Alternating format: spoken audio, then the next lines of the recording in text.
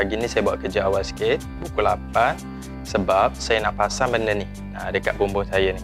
Yang ni adalah aluminium bubble foil. Yang ni kita kena pasang dekat bawah zinc, jadikan sebagai penebat haba. Jadi benda ni kalau kita pasang waktu tengah hari dia tak bahan sangat. Dia akan pantulkan balik haba ke atas. Jadi yang ni saya nak pasang bawah saya punya zinc ni. Jadi kalau waktu tengah hari saya boleh buat kerja dengan santai sebab dah tak panas. Benda ni dia datang gulung-gulung besar macam ni. Satu gulung ni dia ada beberapa saiz. Yang ni saiz panjang dia 40 meter, lebar dari sini ke sini 120 cm. Kalau yang ni yang jenis double layer. Maksudnya dia ada dua lapis. Dekat sini saya ada dua gulung 40 meter, 40 meter. Jadi total saya ada 80 meter. Harapnya cukup untuk bengkel saya ni. Saya rasa banyak yang lebih ni. Kalau banyak yang lebih, saya nak pasang dekat sana. Dekat saya punya pintu ni, kalau pagi dia kena cahaya matahari. Jadi dekat luar saya dah cat warna hitam. Jadi dia akan serap haba panas. Kalau saya pasang dekat pintu ni, harapnya dia tak serap haba panas. Jadi kita pasang dulu benda ni, baru kita sembang pasal kebaikan dan keburukan dia, dan kita tengok benda ni berkesan tak untuk turunkan suhu dekat bengkel saya ni. Jom. Untuk pasang benda ni banyak kaedah kita boleh pakai. Ikut kreativiti masing-masing. Ada yang pasang betul-betul bawah zinc. Maksudnya sebelum diletak bumbu ni, dia dah letak dulu aluminium bubble foil ni. Lapis-lapis semua baru pasang zinc. Kalau yang tu lagi bagus. Ada yang letak bawah rangka zinc ni, bawah silin. Ada yang tampal dekat rangka ni. Jadi masing-masing punya cara.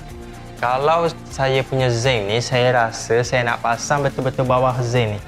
Sebab zinc saya ni, bumbung ni tak berapa tinggi.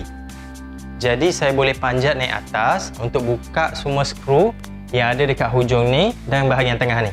Bila saya dah buka skru, saya dah boleh selit bubble foil ni dekat bawah zinc. Jadi saya rasa cara tu lebih kemas sikit. Tapi cara tu agak leceh berbanding kalau kita buat kerja dekat bahagian bawah ni je, tak payah panjat-panjat. Tapi bila pasang nanti, kalau saya pasang je bawah ni, agak susah sikit saya nak tampal dekat mana-mana sebab rangka saya ni rangka besi. Kalau rangka kayu senang saya tampal bubble foil ni pakai stapler gun. Saya nak panjat dulu atas, saya nak buka skru. Sebelum pasang, saya nak ukur dulu suhu ni, baru dapat tahu beza sebelum dan selepas pasang. Suhu bawah zinc ni memang agak tinggi, 61 darjah Celsius. Dan suhu untuk bengkel saya ni pun agak tinggi juga, 41 darjah Celsius.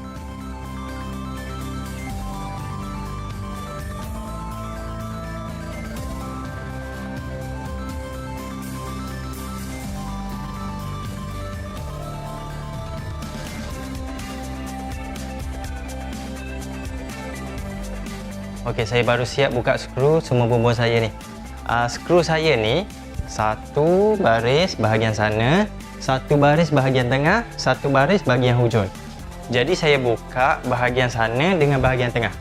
Yang sana saya tinggal, saya tak buka, saya tak usik sebab saya takut kedudukan bumbung ni kalau saya buka dekat sana dia lari teruk. Kalau buka satu dan dua ni dia tak lari banyak sangat. Jadi senang sikit nak adjust. Jadi bumbung saya ni dah boleh tolak ke atas macam ni. Okey. Jadi dekat sini saya kena tentukan saya nak pasang macam mana. Saya nak pasang direct straight panjang ke sana ataupun panjang ke sini. Kalau panjang ke sini, saya rasa lebih mudah sikit sebab batten saya ni kedudukan dia mendatar panjang macam ni. Jadi saya rasa saya letak bubble foil saya ni panjang straight ke sana. Jadi lebih mudah sikit kalau saya pasang panjang ke sana. Lebih kurang 15 kaki berbanding 40 kaki pasang ke sana. Agak leceh sikit kalau panjang sangat. Sebab batten saya ni pun mendatar macam ni, jadi dia boleh support bubble foil ni. Okey, jom kita buka unboxing dulu. Semalam saya tak boleh tidur lena sebab saya dah tak sabar nak pasang benda ni. Dia ada dua lapis. Yang ada logo ni kita kena pasang belah atas, belah yang tak nampak. Jadi belah belakang ni kita pasang menghadap ke arah kita. Belah sini dia cantik sikit, dia kosong.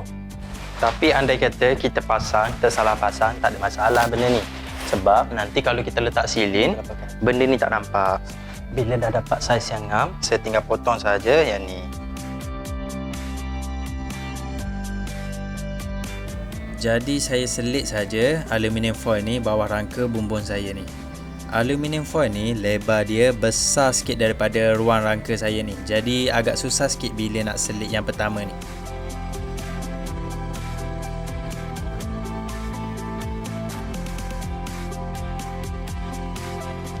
Jadi untuk yang kedua ni saya lipat bagi kecil.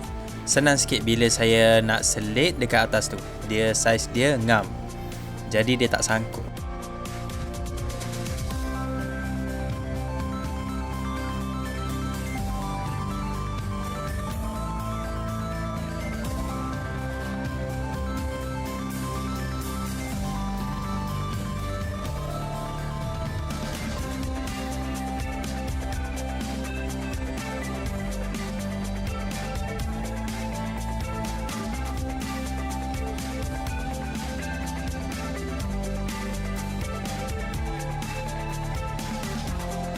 Dekat luar, bahagian paling hujung ni, saya buka skru dan saya selip bawah zin ni.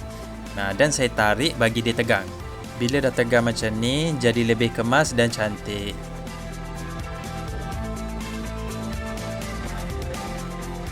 Jadi bila dah siap, inilah hasil dia. Cara saya pasang ni memang agak leceh dan banyak kerja. Tapi saya suka cara ni sebab hasil dia kemas. Jadi tak adalah sakit mata kalau hari-hari tengok.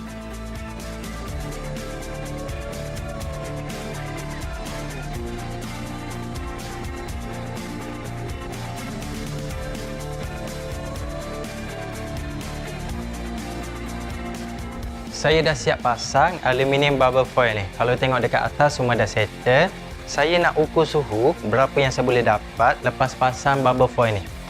Sekarang waktu dah tengah hari, dalam pukul 1 dekat luar memang panas terik. Saya belum ukur suhu lagi, tapi saya dah rasa beza. Sebelum ni kalau waktu tengah hari macam ni, saya tak berani buat kerja dekat bengkel ni. Sebab peluh dia macam mandi. Saya nak panjat dekat atas, saya nak ukur suhu betul-betul bawah zin ni. Berapa yang kita boleh dapat. Okey, kalau pegang dekat bahagian bawah ni, memang ada rasa panas, memang ada rasa bahan. Tapi bahan dia dekat bahagian dalam. Saya nak set suhu ni. Okey. Uish, agak rendah sebenarnya suhu dia ni. Jauh beza dengan suhu saya sebelum ni. 36 darjah Celsius.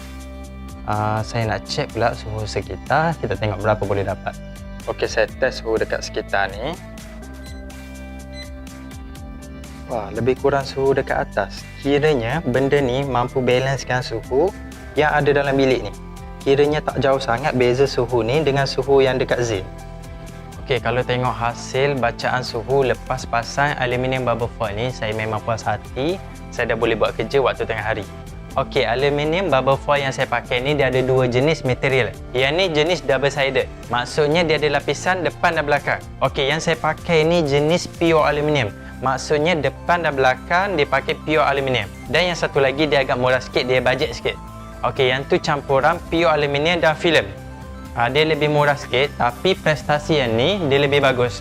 Sebab dua-dua side pure aluminium. Okey, cara terbaik pasang.